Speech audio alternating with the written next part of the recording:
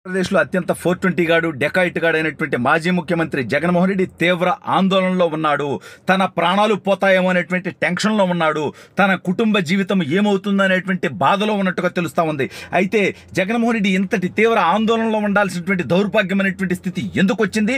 ఆందోళనలో జగన్మోహన్ రెడ్డి చేస్తున్నటువంటి పనులు ఎందుకు నవ్వులు పాలవుతున్నాయనేది ఈ వీడియోలో వివరించబోయే ముందుగా ఇప్పటివరకు మన ఛానల్ సబ్స్క్రైబ్ చేయని వాళ్ళు ఖచ్చితంగా సబ్స్క్రైబ్ చేయండి. ఇక విషయానికి వస్తే 420 డెకాయిట్ గాడికి అత్యంత పాశవికంగా అత్యంత ఘోరంగా ఆంధ్రప్రదేశ్ రాష్ట్ర చరిత్రలో ఎవరూ చూడనంత ఘోర ఓటమి చవి చూసే విధంగా ఆంధ్ర రాష్ట్ర ప్రజలు తీర్పిచ్చినటువంటి విషయం మనందరికీ తెలుసు. అయితే ఎప్పటికీ దాన్ని డైజెస్ట్ చేసుకోలేనటువంటి ఈ దౌర్భాగ్యుడు, ఈ నీచుడు, ఈ 420 గాడు, ఈ రాష్ట్ర సంపదను దోచుకున్నటువంటి దుర్మార్గుడు, ఒక సైకోగాడు, ఒక మెంటల్ గాడు అయినటువంటి జగన్మోహన్ రెడ్డి సిగ్గు లేకుండా ఈవీఎంల మీద చర్చ జరగాలంట. ఒరే నికృషుడా, 151 స్థానాలు నువ్వు గెలిచిన రోజు మరి అదే ఈవీఎంలతో గెలిచావు కదరా దౌర్భాగ్యుడా అని రాష్ట్ర ప్రజలు అడుగుతా ఉన్నారు సూటిగా స్పష్టంగా. మరి దానికి నువ్వేమైనా సమాధానం చెప్పగలుగుతావా? నీ దగ్గర ఏమైనా సమాధానం ఉందా?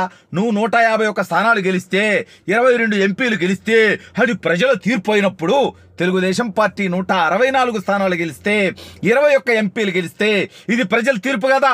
నిన్ను ఘోరంగా ఓడించినటువంటి, నీ నికృష్ట పరిపాలనకు వ్యతిరేకంగా తీర్పిచ్చినటువంటి ప్రజల్నే అవహేళన చేస్తావేంటారు నువ్వు? ప్రజల్నే అనుమానిస్తావేంటారు నువ్వు? ప్రజల్నే కామెంట్ చేస్తావేంటారు నువ్వు? ప్రజాస్వామ్యాన్ని నువ్వు గౌరవించేటోడు అయితే దౌర్భాగ్యం నా కొడక నా మీద కేసు పెట్టేవాడువరా? రఘురామకృష్ణరాజు గారి మీద కేసు పెట్టేవాడువా? రఘురామకృష్ణరాజు గారి మీద 3rd డిగ్రీ ప్రయోగించేవాడువా? నన్ను కొట్టించేవాడివా? నా కరెంట్ షాక్ పెట్టించేవాడివా? నా కొడకారు మేము చేసినటువంటి తప్పేంట్రా? నీ పార్టీలో ఉన్నటువంటి లుచ్చాగాళ్ళు, నువ్వు, నీ ఎదవలు, కొడాలి నాని, వల్లభనేని వంశీ, అంబటి రాంబాబు, రోజా, కూజా, అనిల్ కుమార్ యాదవ్, ఇలాంటి దౌర్భాగ్యులందరూ కూడా కారుకూతలు కూస్తుంటే తప్పురా నా కొడకల్లారా మీరు కూసేది? కడుపుకు అన్నం తింటే మీరు ఈ రాష్ట్ర సంక్షేమం గురించి, అభివృద్ధి గురించి మాట్లాడండి, రాజకీయాలు మాట్లాడండి రా. ఎందుకు వ్యక్తిగత దూషణలు చేస్తారు? ఎందుకు బూతులు వాడతారు? అవి మాట్లాడడం మాకు కూడా వచ్చురా, అలా మాట్లాడొద్దురా అని చెప్పడం తప్పితే మేము చేసినటువంటి తప్పు ఏమైనా ఉందా? మీ తప్పులు ఎత్తి చూపించడం తప్ప, మీ అరాచకాలను ప్రశ్నించడం తప్ప, మీ అవినీతిని ప్రశ్నించడం తప్ప మేము చేసిన పొరపాటు ఏమైనా ఉందా? ప్రజాస్వామ్యం, రాజ్యాంగం మాకు ఇచ్చినటువంటి హక్కుని కొడకల్లారా పోలీసులను అడ్డం పెట్టుకొని విర్రవీగితే కదరా. ఇవాళ రాష్ట్రంలో ఉన్నటువంటి ప్రజలందరి భూములు దోచుకుందామని చెప్పి ఏ ఒక్కడు ఈ రాష్ట్రంలో సంతోషంగా లేకుండా, ఏ ఒక్కడు ప్రశాంతం లేకుండా మీరు చేస్తే రాష్ట్ర ప్రజలు ఈ సైకోగాన్ని భరించలేము, ఈ శాడిస్ట్ గాన్ని భరించలేము అని చెప్పి డిసైడ్ అయిపోయి ఘోరాతి ఘోరంగా ఓడిస్తే సిగ్గు లేకుండా ఇంటి చుట్టూ వాడు వేసుకున్నటువంటి కంచె చూశారా మీరు? ఎవరన్నా చూశారా?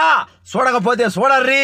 ఆ దౌర్భాగ్యుడు, ఒక నియంత్రణ ఉంటారు చూడండి, ఒక రాజులు ఉంటారు చూడండి, పాతకాలం లాంటి తప్పుడు పనులు చేసి ఓయమ్మా నా మీద ప్రజలు దాడి చేస్తే నేను సేఫ్గా ఉండాలని చెప్పి ఇంటి చుట్టూ ఇనప బారికేడ్లతో ఓడమ్మ ఎంతెంత కడ్డాలు కట్టాడు తెలుసవుడు. అంటే ఎవరన్నా వచ్చి దాడి చేయాలన్నా కూడా కుదరకుండా, అంటే ఆడికి తెలుసు వీడు ఒక సైకో నా కొడుకు, వీడు ఒక శాడిస్ట్ నా కొడుకు, చేసినటువంటి తప్పుడు పనులు వాడికి తెలుసు. అందుకే ప్రజలు చెప్పులతో కొడతారు, చీపుర్లతో కొడతారు, ఇంటికి వచ్చి కొడతారు, తాడేపల్లి కోటకొచ్చి కొడతారని తెలుసు నా కొడుక్కి. అందుకే ఆ రకంగా ఇనుప రాడ్లు ఇదేంద్ర కంచేంద్ర స్వామి నా అర్థం కదా. అంటే నువ్వు ఎన్ని తప్పుడు పనులు చేసి ఉంటే నువ్వు ఆ రకంగా కట్టుకోవాల్సి వచ్చింది. ఇవాళ 45 సంవత్సరాల రాజకీయ జీవితంలో చంద్రబాబు నాయుడు గారు ప్రజల్లోకి ఎలా వెళ్తా ఉన్నారు? ఆయన ఇంటి దగ్గర ప్రజలు ఎలా వెళ్తా ఉన్నారు? కానీ నీ ఇంటి దగ్గర కొడక నువ్వు చేసినటువంటి తప్పుడు పనులకి, నువ్వు చేసినటువంటి అరాచకాలకి, నువ్వు చంపినటువంటి సావులకి, వీటన్నిటికీ నీకు తిరిగి మూల్యం వస్తుందేమో అనేటువంటి భయంతో, ఆందోళనతో, దొగ్ధతో, భయంతో నువ్వు ఈ రకంగా ఇంటి చుట్టూ ఆ రకంగా వేసుకుని సిగ్గుండబడలేదట్రా. అయినా నీకు వచ్చిన 11 మంది ఎమ్మెల్యేలకి నువ్వు ప్రతిపక్ష నేత కాదు. కాబట్టి ఇప్పుడు నువ్వేం చేస్తున్నావు? ఇమ్మీడియట్గా స్పాట్లో నీకు 30 మందిని షిఫ్ట్కు 30 మందిని 90 మందిని ప్రైవేట్ సెక్యూరిటీ దేనికరా? నువ్వు ప్రజానాయకుడు అయి ఉంటే, ప్రజలకు మంచి చేసి ఉంటే, ఈ రాష్ట్రానికి మంచి చేసి ఉంటే, నిజంగా నువ్వు అంటావు కదా పేదలు పెత్తందారు, నువ్వు పేదవాడు వేదరు డెకాయిట్ నా కొడక. రిషికొండలో 500 కోట్లు ప్రజాధనాన్ని పెట్టి కోట కొట్టుకోవడం ఏంద్ర నాకు అర్థం కదా. ఆ రకంగా బాత్రూంలకు లచ్చలు తగలేసేది ఏంద్ర కోట్ల ఏం మనిషి నువ్వు?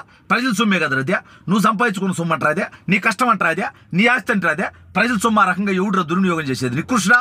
ఈ రకంగా ఈ రాష్ట్రంలో కొన్ని వేల మంది మీద అక్రమ కేసులు పెట్టి, కొన్ని లక్షల మందిని చిత్రహింసలకు గురి చేసి, నువ్వు చేసినటువంటి తప్పుడు పనులకు వాళ్ళు వచ్చి కొడతారనేటువంటి భయంతో ఇంటి చుట్టూ పెట్టుకొని, ప్రైవేట్ సైన్యం పెట్టుకొని, ఎందుకురా ఇట్లాంటి బతుకు బతికేది నువ్వు?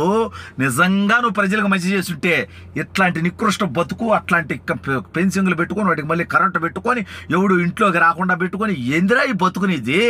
రానా కొడక జనంలోకి రా. నువ్వు మగాడివైతే ఇవాళ చంద్రబాబు నాయుడు గారు ప్రతిపక్షంలో ఉన్న అధికార పక్షంలో ఉన్న 23 స్థానాలే వచ్చినా ముఖ్యమంత్రిగా 164 స్థానాలతో అధికారంలో ఉన్న ప్రజల్ని నేరుగా కలిసేటువంటి వ్యక్తి. అతను దమ్మున్నటువంటి నాయకుడు, ప్రజానాయకుడు. నువ్వు ఒక నాయకుడు అంటరా?